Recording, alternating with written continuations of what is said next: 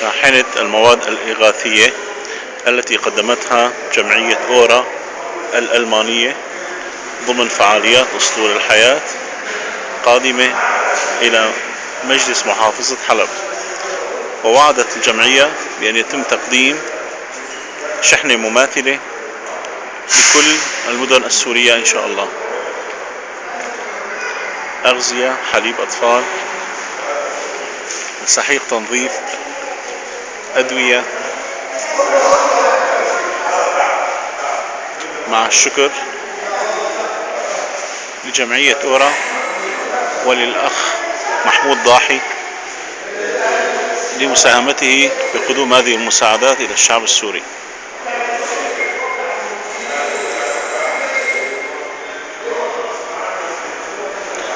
حمولة الشاحنة 20 طن من المواد الإغاثية.